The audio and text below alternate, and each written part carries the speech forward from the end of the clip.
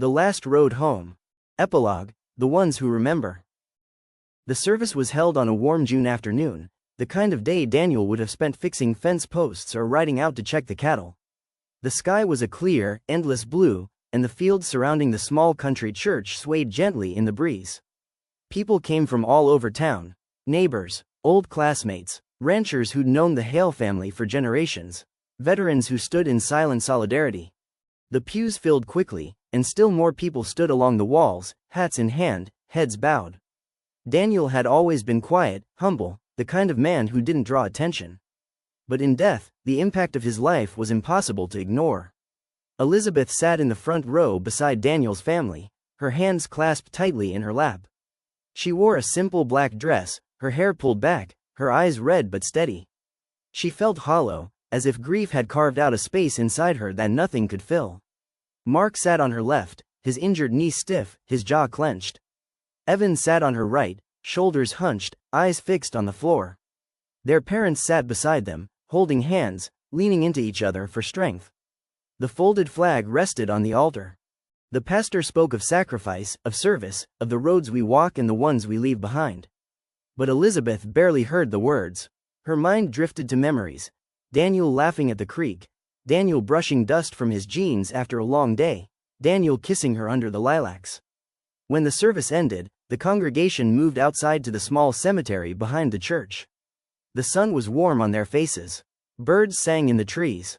It felt wrong, somehow, that the world could be so beautiful on a day like this.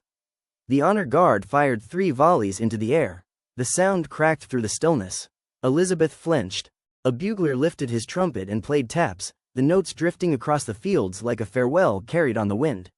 When it was over, people approached the family one by one, offering condolences, sharing memories, placing hands on shoulders. Elizabeth stood beside the Hales, accepting hugs she barely felt. Eventually, the crowd thinned. The sun dipped lower. The breeze cooled. Elizabeth stepped forward alone. She knelt beside Daniel's grave, her fingers brushing the fresh earth. She closed her eyes and breathed in the scent of grass and summer and the faint sweetness of lilacs carried on the wind. "I miss you," she whispered.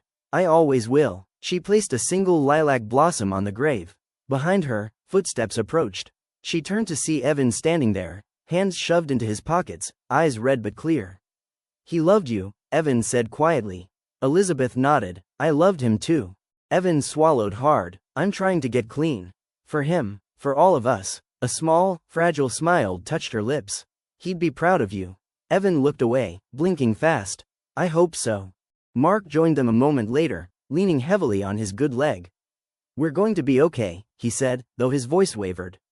"It'll take time, but we'll get there." Elizabeth believed him, not because the pain would fade, it wouldn't. Not because the loss would heal, it couldn't.